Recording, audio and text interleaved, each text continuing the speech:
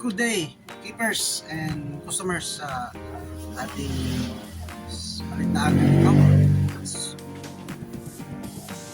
Kumusta kayo dyan? Mabuhay.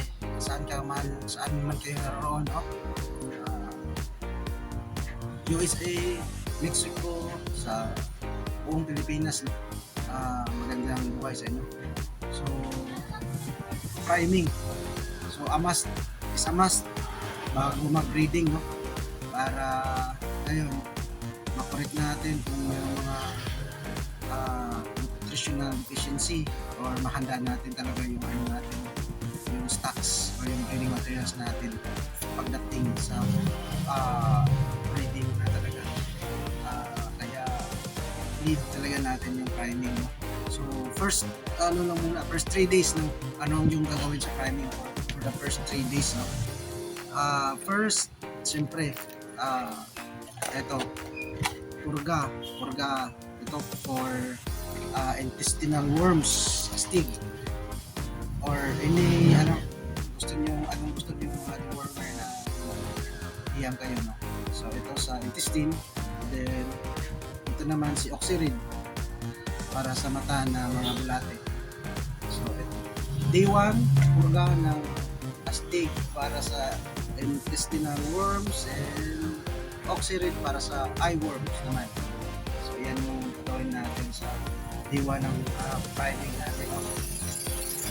Then dito, pangalawang araw, dilausing naman tayo.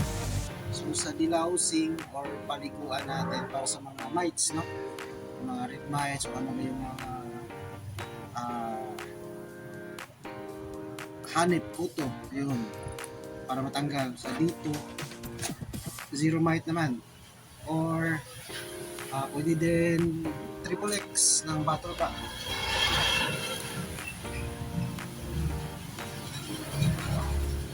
Pwede din to.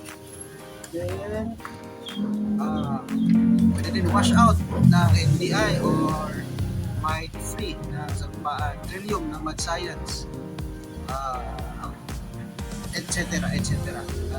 Pang mga available na dilausing na hiyang sa inyo.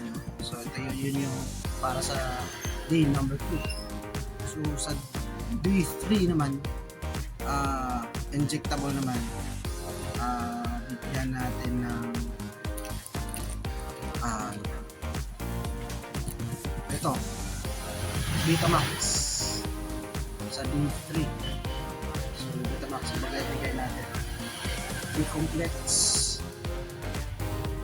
vitamin B complex plus amino acids. Sa priming to, priming so first 3 days. Day 1, purga. Day 2, dilaus. Zero mite, triple X or wash out, whichever na available sa inyo. And ito, day 3, vitamin B complex plus amino acids, or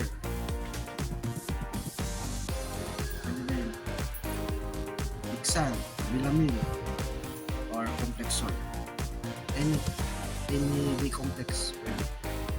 Yun lang, thank you.